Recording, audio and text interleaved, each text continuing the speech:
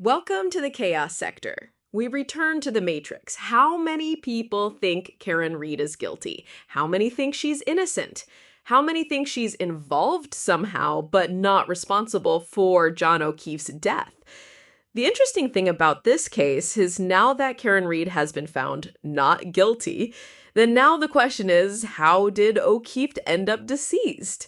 Now, that's not a question the Chaos is asking, but for the sake of the case and investigation, someone or a group has to be responsible.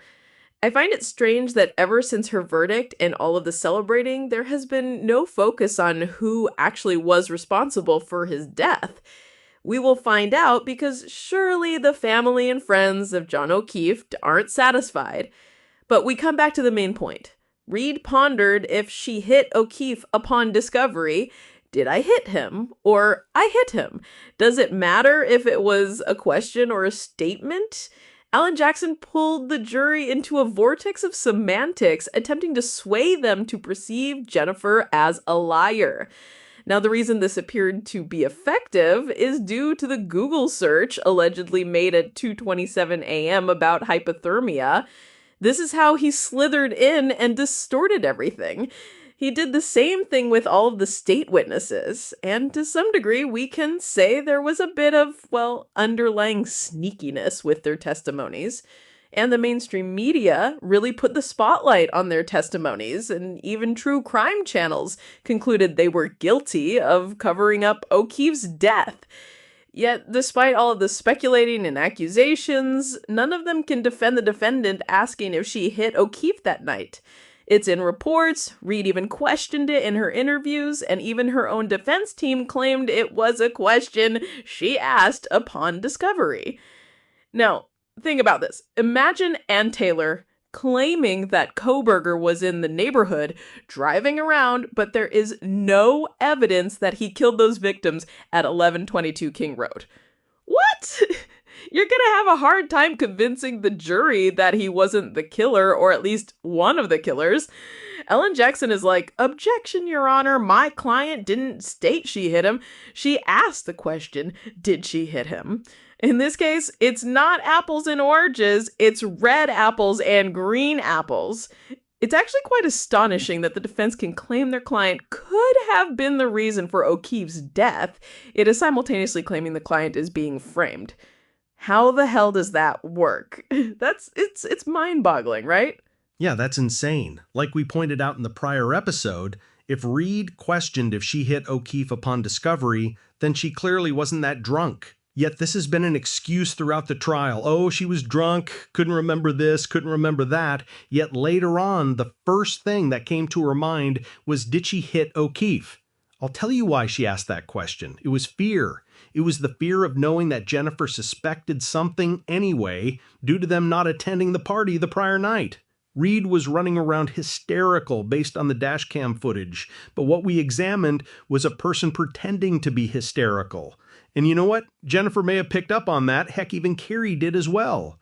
Jennifer knew they never attended the party, but was outside of the Alberts' residence around 12 a.m. During this time frame, Jennifer was in communication with John for a brief moment, then complete silence.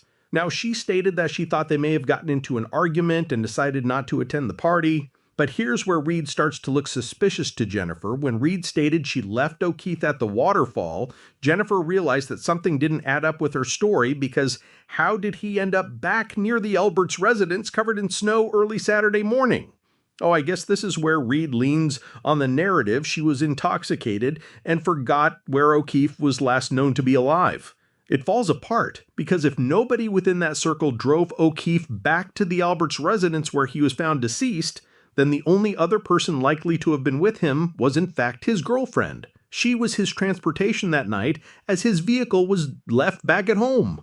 Jennifer knew she was lying, but she kept calm during that so-called hysterical moment when Read stated, or wait, let me rephrase it. When Read asked if she hit O'Keefe, Jennifer and Carrie basically told her to calm down and stop saying that so she wouldn't incriminate herself. But they had to play it off like they didn't suspect her of being involved. Based on the information she gave them prior, she told Jennifer she left O'Keefe back at the waterfall. Jennifer suspected something then. She apparently told Carrie that he may have been hit by a snowplow, and Carrie ended up calling 911, giving the waterfall as the last location. Carrie and Jennifer weren't friends, but Reed knew they were friends of O'Keefe, you see? It was Reed who suggested they go back to Fairview Road. Again, Jennifer wouldn't assume he was there because they never attended the party that night. Reed couldn't avoid going back to the scene of the crime because eventually someone would discover him anyway, and the finger would be pointed at Reed even more because if he didn't attend the party and his girlfriend so-called dropped him off, how do you fill in the blank of the unknown whereabouts of O'Keefe near the Alberts' residence? So she came back with Jennifer and Carrie, pretending she was searching for him when Reed already knew that's where he was overnight. And the biggest admission of guilt came when she asked if she hit O'Keefe. Jennifer was probably thinking, wait, then this would mean he was here all that time overnight? That's why he never answered any of my calls, you fucking bitch! Sorry, embellished a little too much there, but that's how they felt, and may still feel that way, especially since she got away with it. Reed's world came crashing down all because of her rage. Based on her claims, she left the neighborhood of Fairview, then headed to O'Keefe's home. But in one of her voicemails, she complained that she was, quote, stuck babysitting while he was out having a good time. Oh, okay, so if it took approximately 5 to 10 minutes to travel from Fairview to Meadows, why didn't she just return back to Fairview? You weren't obligated to be there with the kids because apparently they were old enough to be there while you both were out partying anyway, right? But you see, she was so delusional, and we can even suggest sociopathic, that she created a scenario in her own reality that she was literally stuck babysitting while he was out partying. This was to create the reality for her alibi that he was actually at the party. Then uses O'Keefe's niece to call Jennifer as a shield, asking about his whereabouts. You were the one leaving thousands of voicemails. Why didn't you call Jennifer and ask those questions initially? Because she knew that it would be difficult to explain to Jennifer how they ended up getting separated when they were at the prior bars together and was physically seen outside of the Alberts' residence that prior night. Using a child as a shield shows how ruthless Reed would be.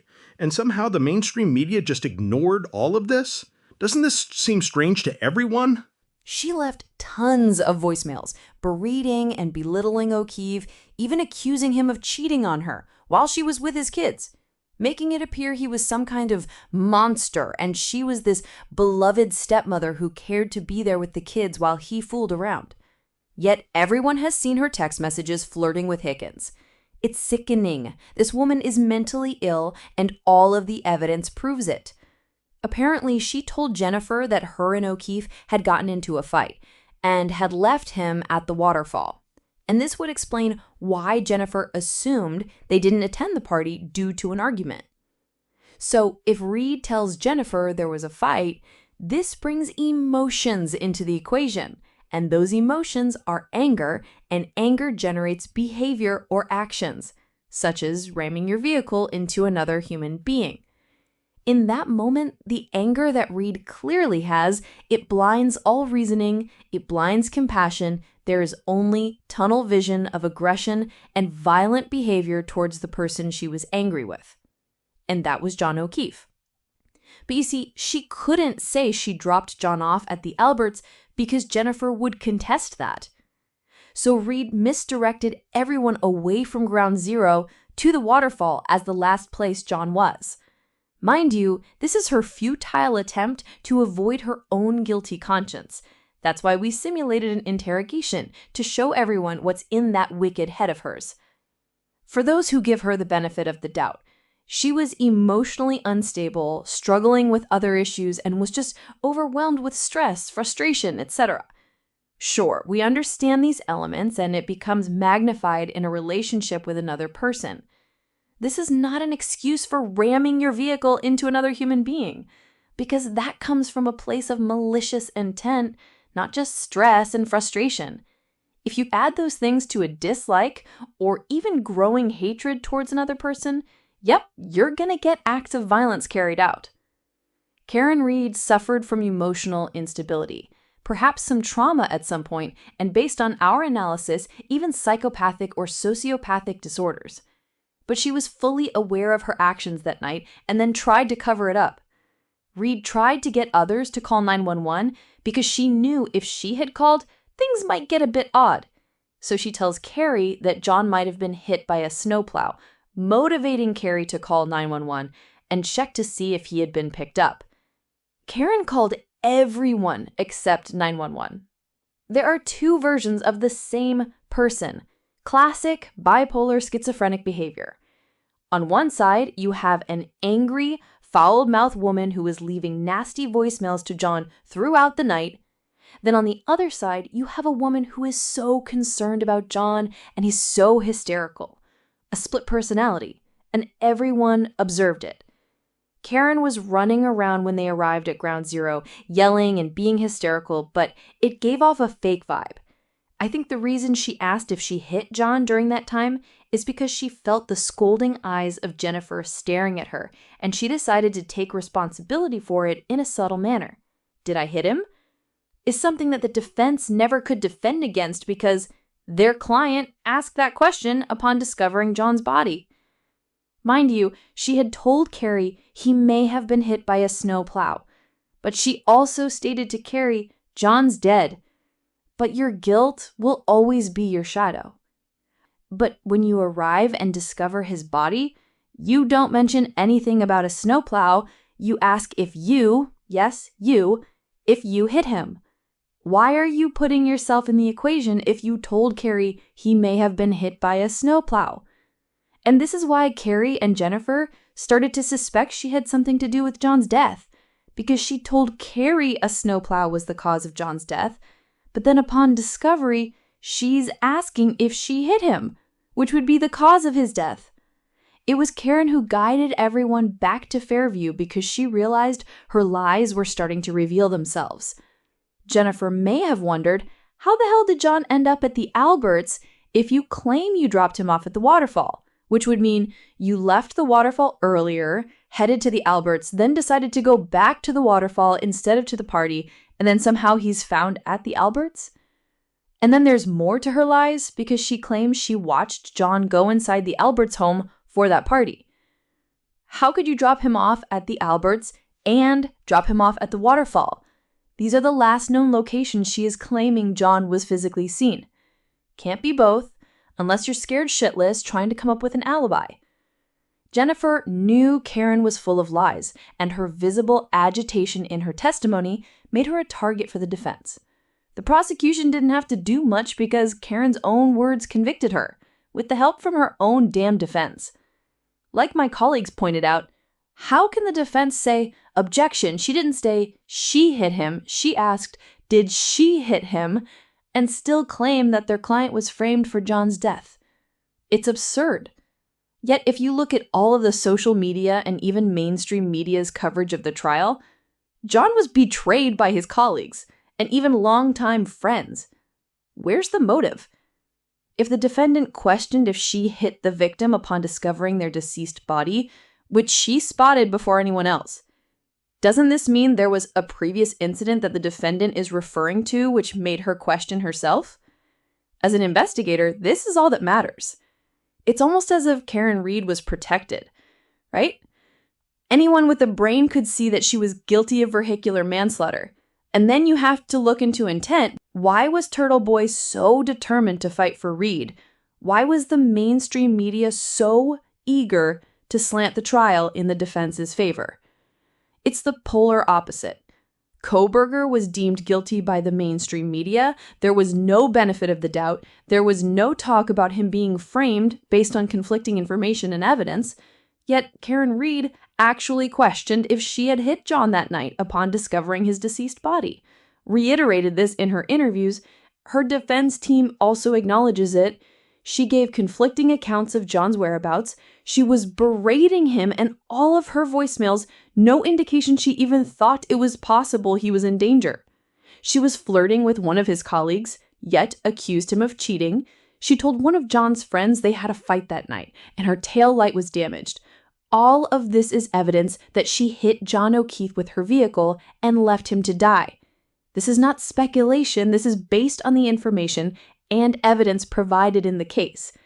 The Kohberger case has DNA as the main source of evidence, but that's not evidence to the public, nor the mainstream media for that matter. It's not tangible. It's not something we can look to and say, yep, there's the evidence.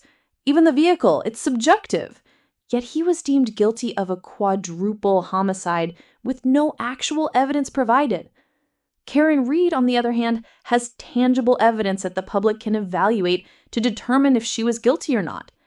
Like, I don't know, having interviews where you pondered if you, quote, clipped John on the knee or ran over his foot as you thought he might have been trying to get your attention? Combining this information with the physical evidence of her vehicle's damaged taillight, she's guilty. Another thing that's a bit ironic, Karen Reed goes to trial when it's clear she was guilty but was found not guilty, while Kohberger doesn't go to trial, pleads guilty when it appears he was framed. The mainstream media slanders his image, knowing he was framed, but uplifts Reed's image, knowing she was guilty. And it's also about common sense. From the defense's stance, they claim that John's colleagues conspired to beat him up, then his body is dumped near the Albert home, who is also a colleague, and, well, I guess they were so focused on taking John out, they didn't think to dump the body somewhere further away from the home. These are police officers. We're not talking about some random criminals in the neighborhood. Heck, even they would be smarter in their plan. Now, we did mention the alleged altercation at the bar with Higgins, but it's subjective, not confirmed to be true. Surely Reed would have mentioned this, as it supports the theory that Higgins was a part of setting John up at the party. Nevertheless, it's possible that there was an altercation. Yet, how is it possible for the defendant's own words in interviews and her question about hitting the victim upon the discovery, and her defense team confirming that she asked that question, is somehow not the damning evidence against her? Oh, that's right. She refused to testify, and it allowed the defense to attack the state witnesses, which apparently swayed the judge and jury. It doesn't matter if Reed didn't testify. Her own words is evidence against her. Combine that with the physical evidence, case closed. She's guilty of vehicular manslaughter in the death of John O'Keefe. How is this not a consensus? Take a look at this thumbnail from another alleged true crime channel. Quote, Jen McCabe lied to the FBI, unquote. Now in that video, the content creator broke down how Jennifer lied to the FBI when approached by them soon after John's death. But in her testimony, she explained why she didn't identify herself as Jennifer McCabe. They go on to break down how Alan Jackson cross-examined her, and sure enough, by law, she lied to law enforcement. But instead of analyzing the entire examination, or at least the bulk of it, the content creator created a narrative from that segment. This would be a textbook example of not providing context. In addition, they are apparently praising the guy named Turtle Boy, who was harassing Jennifer McCabe at a sporting event. Now, this Turtle Boy character was indicted on 16 counts, including intimidation of a witness, and then another case was charged with assault and battery of a member of a household and intimidation of a witness. No wonder he's defending Karen Reed. Both have anger issues and violent streaks, so the credibility is thrown out the window if you're using Turtle Boy or Snapper as a reference of credibility. One thing Snapper and that content creator have yet to address is the most important element of the case. You know what that would be? There's audio of it, there's reports of it. Heck, Alan Jackson confirmed it. It's Karen Reed's own admission of guilt. You can dig into Jennifer's personal life, you can put her testimony and others under a microscope and generate a narrative from it. But what you can't do is erase the words from the defendant which proves she hit John O'Keefe that night. Here's something for them to look into if you're gonna take the case seriously. Quote, what I thought could have happened was, did I incapacitate him unwittingly somehow, passed out, unquote. This is what she stated in one of her interviews. Now in this scenario, this very physical setting Reed is painting, this would be outside of the Alberts. John does not, I repeat, does not attend the party. Reed does not, I repeat, does not watch him go inside the home. Oh, but it gets even better in this scenario because the interviewer, addressing her intoxication level, asked her if it was possible that she unwittingly hit John that night. And guess what her answer was? Take a wild guess. Karen Reed, when asked that question, which is the same scenario she had just fucking previously painted, said, quote, no, not possible, unquote. Do you see this madness? This alone proves she is for one a pathological liar. We can bet $1 that she has lied to get what she wants. Remember, in her text messages with Higgins, what does she say? I rarely get what I want. Yeah, she meant she couldn't have her cake and eat it too because she had to share with the family. In other words, Reed didn't want those children in the picture. She wanted John all to herself. And that is a toxic person. Toxic people can also be very charming, and this is perhaps how John fell for her. Because she is used to lying, when confronted with the same scenario she had just provided, she then denies the possibility of it. You just said it was possible. How can anyone believe anything this woman says? She rejects her own words being presented back to her. It's confronting her guilt, and deceptive people do not like to be confronted with their guilt. It's a power issue with Reed. This is why she had no problem painting the scenario of, quote, unwittingly hitting John that night. She wanted to paint the scenario. Nobody else can suggest that. She wants the center of attention, typical narcissistic behavior. The state witnesses were grilled about semantics compared to Reed's own words. Phone calls, deleted calls, text messages, who they spoke to, what was said, who said it. All of this is simply digging into their personal lives surrounding the death of John O'Keefe, yet in that digging, there was never a revelation of a conspiracy to attack John at the party. There was never any evidence or information provided that proved John's peers had set him up that night. Jennifer's alleged Google search at 2:27 a.m. was also challenged by the prosecution, claiming that the data was misinterpreted. The prosecution pointed out that the data was misinterpreted. But even if Jennifer did make that search, it still doesn't change the fact that your client questioned if she hit the victim that night, which you even confirmed. See, this is the type of nonsense that goes on in a courtroom, a bunch of misdirection, semantics, and performance theater to sway the judge and jury based on the emotional element. No offense to the jury members who ruled in Reed's favor, but once they saw the video of her questioning if she hit John that night, combined with the malicious voicemail she left them, the infidelity, not willing to testify in front of the judge and jury, you have to look at the suspicion from the defendant charged, not the individuals who are deemed witnesses. But that was a slick strategy by her defense team, prevent her from being cross-examined, which would have allowed the judge and jury to examine her statements, her body language, her responses. They were only allowed to examine the state witnesses, which were minor suspicions at best. Absolute madness. So she explained a scenario where she, quote, unwittingly hit John and in his drunkenness passed out, then obviously goes on to die outside nearby the Alberts' residence.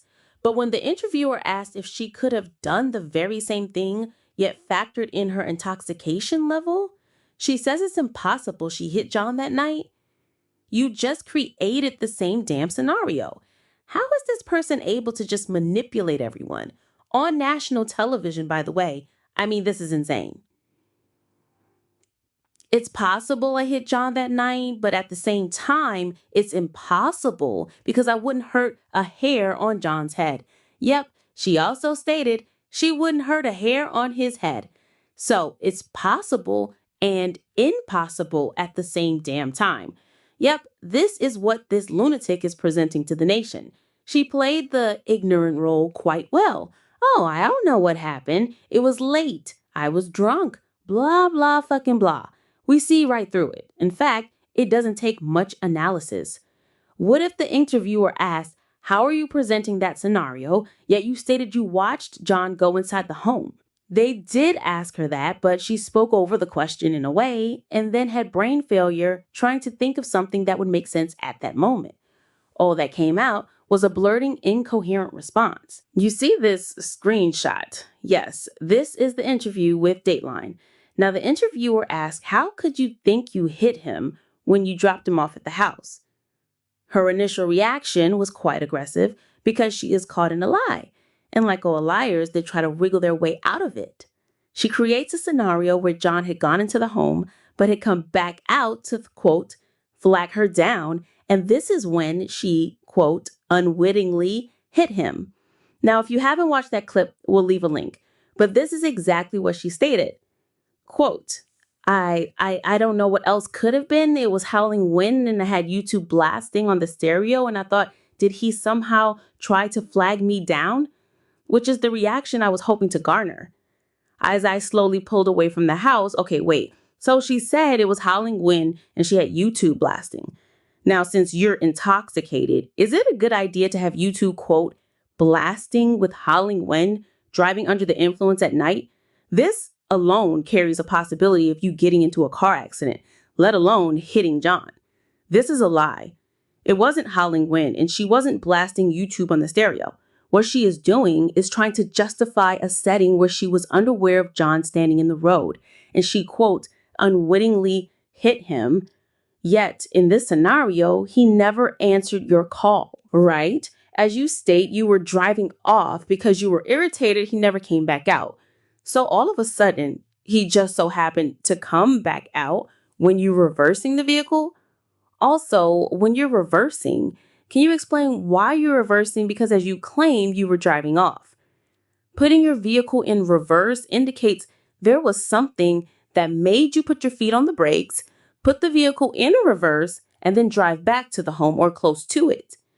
What would that be if John had never called you to let you know that everything was cool at the party? See, it would be different if she claimed John called her and said everything's cool. Yeah, she has a reason for reversing the vehicle. There isn't a reason provided for reversing the vehicle from her own scenario. So the only thing left is what the prosecution claimed. She reversed the vehicle and hit John. Let's keep going though. Quote, did he come out and trip or bend over to pick up his cell phone and I ran over his foot and he passed out drunk? I mean, I didn't think I hit him, but could I have clipped him? Unquote. Now, this was a lot of stuttering, rambling on about a scenario that Rita's still putting herself in a position of being responsible for John's death. That is all that matters in the trial. Because along with the damage to her tail light, isn't this a classic case of putting two and two together? This is out of this world, I tell you. In her scenario, where is the rest of the activity, though? You see, okay, you thought you clipped him. Well, you would know you clipped him because you would felt that impact. Oh, yes. And you see, this is why she said the wind was howling and YouTube was blasting to make it seem like there were physical distractions that prevented her from being aware of this bitch is a psycho. Great point. And let me address something about the so-called true crime community.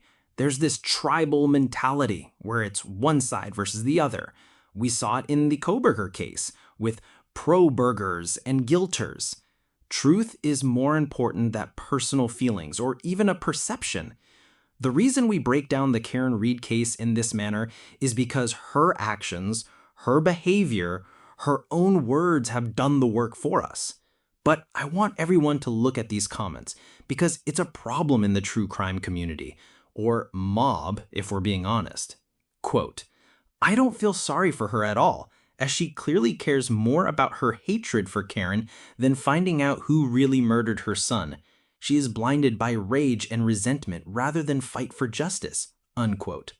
Then someone else echoed that sentiment, quote, yes, unquote. The mother of John O'Keefe testified, weeping frequently, and has experienced many losses in her family recently, and these individuals think that this lady is more concerned about Karen? Hatred? You would hate her too if you knew your son didn't start having problems until she entered the picture. Constant arguments, accusing him of cheating on her when she was the one flirting with one of his colleagues, and then leaves malicious voicemails to your son instead of showing concern? As a mother, you might not hate her, but definitely wouldn't like her. But if the evidence reveals that she did in fact hit your son in her drunken rage and didn't try to help him, wouldn't you consider that woman evil who harmed your son, which ultimately led to his death? But you see, this is the type of mob mentality in the true crime community. Once they pick a side, there is no mercy for anyone that's contrary to their side. The mother of the victim is not the center of this case. That would be Karen, who was afraid to testify. The mother was only brought in to testify because she was contacted by the defendant in her accounts of interactions with the defendant. Some claim the prosecution used dirty tactics, bringing a grieving mother in for their benefit. Well, to be honest, an attorney uses whatever information or evidence they feel is credible to their case. Karen arriving at her home with her father is relevant to the prosecution's case. Karen interacting with the mother at the hospital is relevant to the prosecution's case. So, although she is a grieving mother, her testimony is useful for the prosecution. That's not a genuine concern from those posters. They are more focused on opposing the prosecution. And you see, that's the problem. These individuals don't investigate, they don't break down the case to determine if Reed is guilty or not. They just flood the content with bot-like posts. For example, another one. Quote, "This is a very broken, unfulfilled, vapid human being. She is unable to see the forest for the trees. She is too old now, I think, to evolve her mind, but I hope one day the niece and nephew come across someone who is able to gently walk them through the feelings and emotions and see what happened. The hope of getting justice for John O'Keefe lies with them. Unfortunately, I don't think the brother is an introspective human being and does not appear to have the bandwidth to actually see beyond what's in front of him." Unquote. She is unable to see the forest for the trees? She is too old to evolve her mind? So I assume you're supporting the defense who claim that Karen Reed was framed, right? Well, that same defense stated, quote, "My client didn't state that she hit him. It was a question." Unquote. Now, since you're apparently quite intelligent and you can see the forest for the trees and your mind is evolved, wouldn't you agree that this question, which was upon discovery, indicates that Reed is referencing the night before? If the body had been discovered later that morning, wouldn't you agree that Karen's so-called questioning conflicts with her claims of watching John go inside the home after dropping him off? Hello? Of course you know this, but for some mysterious reason, individuals are supporting a person who killed another human being. It's not like you have to dig to find that information. The defendant literally acknowledges it. And when you do dig deeper, her so-called question is impossible. It would have to be a statement of, "I hit him," just like Jennifer, Carrie, the firefighter, and other state witnesses claim she stated.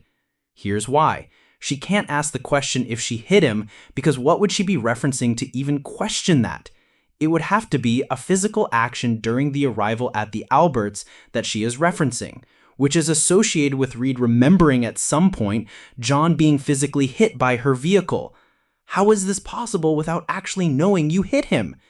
She may have literally asked the question, but she also made the statement as well, making things convoluted.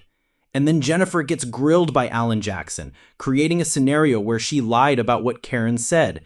But Jennifer held her own as she provided a rebuttal to that. She mentioned how Karen asked the question and made the statement in succession. That's highly likely. So Alan essentially failed at his attempt to make Jennifer look like she's lying. Oh my God, did I hit him? Why would you ask that question, Karen? Oh, I don't know. It's just, I don't know. Maybe it's possible I hit him. What? Didn't you say you dropped him off at the party? Why would you think you hit him if you watched him go inside the home?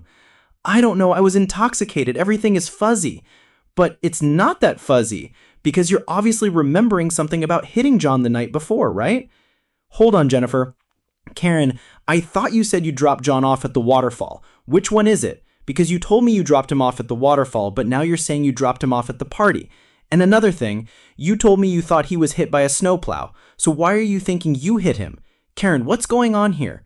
And this is why the mother asked at the hospital why Karen was there. It's logical. Word got out that Karen asked if she hit him and made the statement, "I hit him," and this was the communication in secret. So of course John's mother would wonder why the person who hit her son would be at the hospital pretending like she cared. You see? And we can even suggest this was the communication that Jennifer had with others, which were deleted. Interesting take. Everyone made John's mother look like she was being spiteful towards Karen when she saw her at the hospital. She stated in her testimony, quote, "What's Karen doing here?" unquote.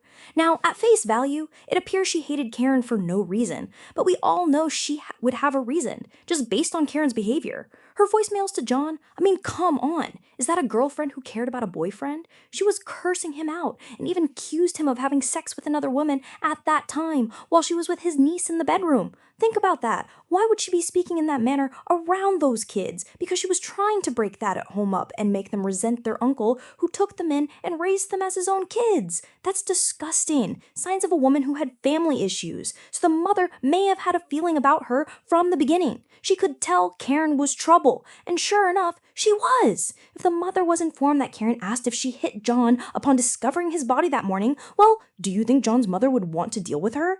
You accused my son of cheating on you while you were flirting with one of his colleagues, even kissed him on the cheek prior, hit my son with your vehicle, threatened and cursed him out in voicemails, didn't try to help him after you hit him, left him to die, and then show up at the hospital pretending to care? Fuck off, you evil bitch! Can you blame her for feeling that way? Of course not. Karen not only took her son away, but she also broke up a loving home. She took away a father figure to those kids who loved John deeply. Nobody is thinking about that. What about the pain the mother is going through? What about the pain that those children now have to relive again in their lives? They started to rebuild after losing both parents, only to have someone taken away from them again.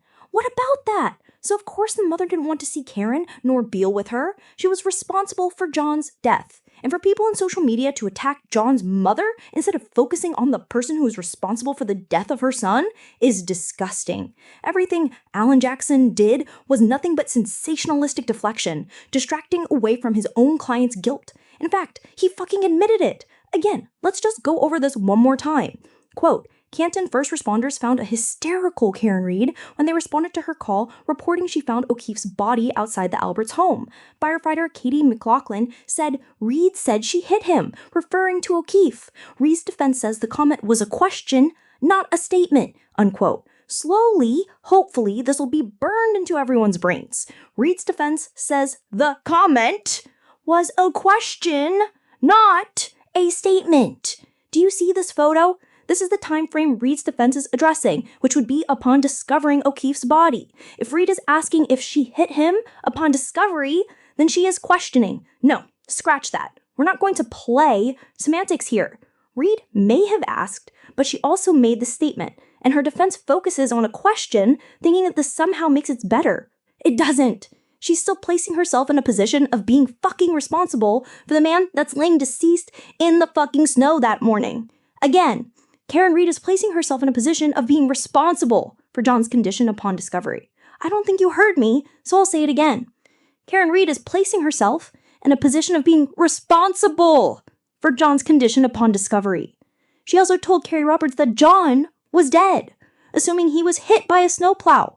If she didn't know where he was, how would she know he was dead and that he may have been hit by a snowplow? Why would she give different locations of where John was last seen? Why would her vehicle be traveling 24 miles per hour in reverse with a 75% acceleration rate? That is the equivalent of speeding in that small window. And that moment generated enough force to severely slam her vehicle against John, which caused him to fall backwards, hitting his head on the cold concrete. It goes from oh well to oh shit. You see, the oh well was Karen still in her anger, still having this spite towards John. She may have thought he was still alive. This is why she was sending all those nasty voicemails. Heck, she could have thought that someone found out as he made it to the home and told the Alberts about it. This is why she sounded so defensive. She thought everyone was against her in that scenario. But then, the oh shit comes about.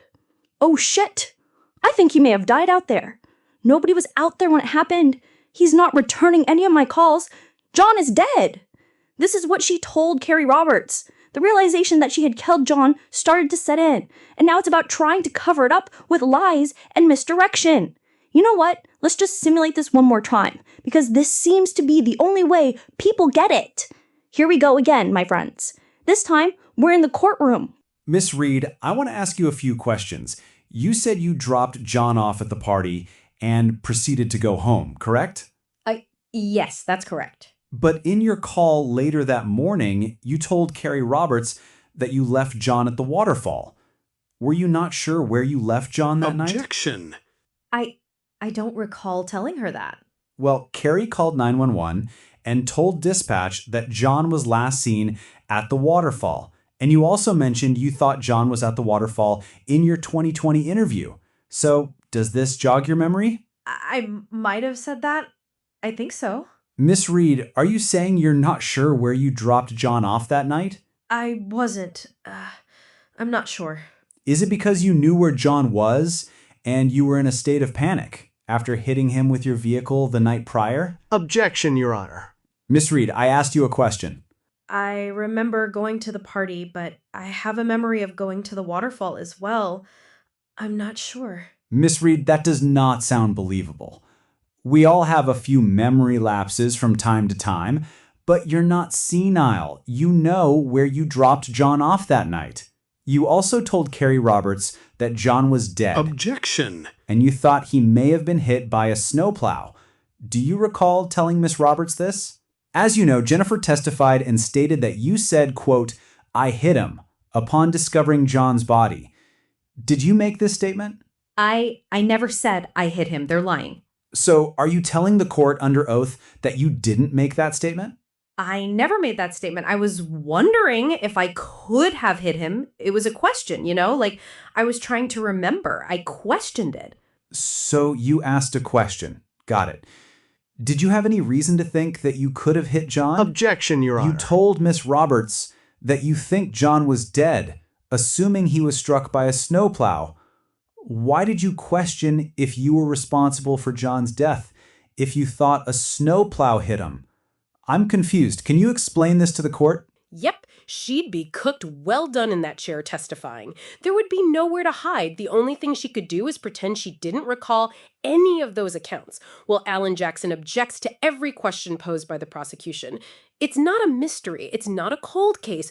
We know who was responsible for John O'Keefe's death. In the Idaho 4, that's still a mystery, but there are leads. Karen Reed lied about John's whereabouts. She told Carrie Roberts he was dead and he may have been hit by a snowplow. She also told 2020 that she thought he returned to the waterfall, but told Carrie and Jennifer she dropped him off at the waterfall. That contradicts her statements to the police, as she told them she dropped him off at the Alberts home. She never thought to go check and knock on the door at the Alberts residence to see if John was there. As she stated in her interview, it was approximately 2 minutes before she decided to leave as she got, quote, irritated. In all of her voicemails, she never showed a concern for John's safety, knowing there was a snowstorm arriving soon. She never thought to call 911, even thinking that John may have been hit by a snowplow. It was Carrie Roberts who called, not the person who was aware that John was missing at that time. She so-called questioned if she hit John, which conflicts with her assumption he was hit by a snowplow. In her interview, she explained the so-called hypothetical scenario of clipping John. He collapses, struggles to stay conscious, then ultimately passes out, then dies. Where's the scenario coming from if you assume he was hit by a snowplow? Her own damn defense essentially snitched on her, stating she questioned if she hit John upon discovering his body later that morning. Great way to throw her under the bus, Jackson. Unfortunately, nobody seemed to care about that information. Bonkers. Take a look at this screenshot. It's a short from court TV. This is one of the jurors who ruled in Reed's favor. Please, if you haven't watched this, go watch it. Her explanation as to why she ruled in Reed's favor makes me wonder, were they paid off? Because everything we just broke down, surely those jurors had official documentation, audio recordings, the defendant's interviews, the defendant's threatening voicemails, everything. And yet the way this juror explained the reason for her decision is pathetic. I noticed she mentioned how the Reconstructionist reenactment was, quote, not good enough. And they spent all that money for something that wasn't good, and even said that she was smirking in the courtroom upon viewing it. Does that sound like an impartial juror? Not good enough? So if the defendant's defense attorney says that his client asked, did she hit the victim upon discovering the body?